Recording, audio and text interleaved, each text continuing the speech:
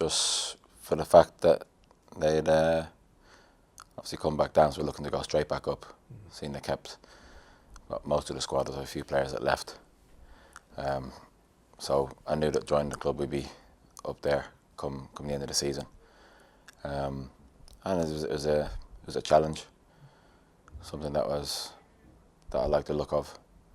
So yeah, just decided to come here. I would rather win the World Cup with Ireland. Oh, that's heartbreaking. Just one team, mate.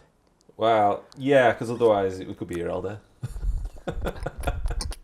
One clean full swipe. I'd probably like to hit Ashley Fletcher, but I'd also like to hit Britt and just see his reaction as well. The most stubborn. Well, I'm up there. Yeah, actually probably me. I have a couple from the Euros in France. I have a couple when I was at West Ham. I already have a couple from here, so there's not one in particular. I probably have in my head I have my own probably top 10 to 20. Yeah. I can't pick one. Do you have any pre-match rituals? I used to be really superstitious and have to do certain things, eat all the same food what I had like the week before. I need to do all the same kind of stuff the day before. But I've played that many games now. I've just thrown all of that out the window. I don't have any rituals. I don't do anything now. I just turn up and play. Fair enough. No, I was more into basketball when I was younger. I just played football because all my friends in my area played together, obviously, on the school team as well.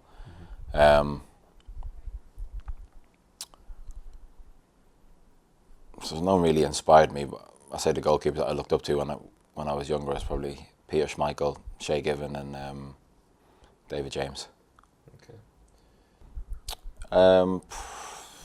Probably Rudy. Yeah. He. I wouldn't mind taking the punch, but he can kick really hard as well. He does kickboxing, doesn't he? Yeah, his legs are massive, so I think a kick off him would be sore. If you're in a fight and you can only use one vegetable to defend yourself, what would it be? What kind of question is that? I was in a fight and I can only use one vegetable. Yeah, something that would probably explode on impact. Yeah, just for a couple of seconds, it would get in their face. I have to quickly steam in. Game over. I was only 25 last year because Connor Roberts was already here and he had 23. I don't know. I've always liked 23 from when I was younger. Mainly because of Michael Jordan basketball, because I was into basketball when I was younger. So 23 has always been my number. Okay. Someone said, "Why do you head the crossbar before the game?" Do you do that? Yeah, every week.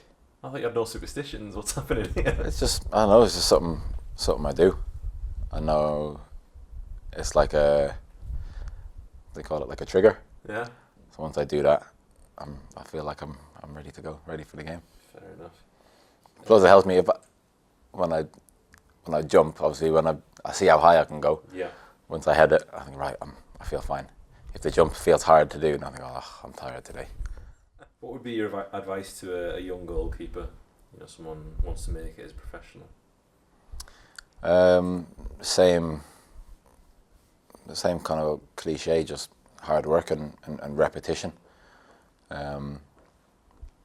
It's how everybody improves probably in all aspects of life, is just hard work and repetition, so it becomes natural or easy, and then you don't have to think about things in game time when it matters. I got a lot of videos about that the other day. I feel like tweeting them or like sending a message in, but I've been called worse. So I used to get called Rudolph in school. I still get called it at Christmas time. So it's not a big shock to the system. Clates, George, the manager. Yeah. Probably the staff more than the players. It's not. I know every change room is different. Some change rooms you have everyone who's loud. But it's more the staff. that are loud in our change room. Obviously, got the manager. You got Flem and Woody as well. Alright, okay, we've asked for your best save. What's the best goal someone scored past you?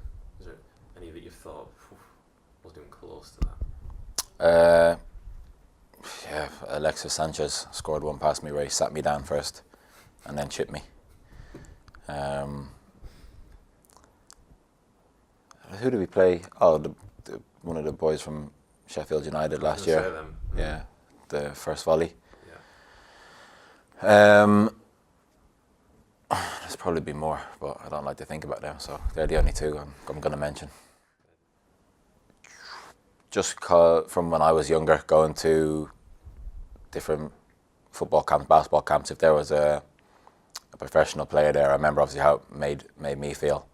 And again, growing up in Dublin, playing football, I know what I used to like doing and how it made me feel, what I got out of it. So it's just something to try and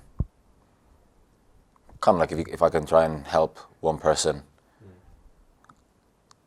go far in football, then it's all worth it. If it helps out somebody.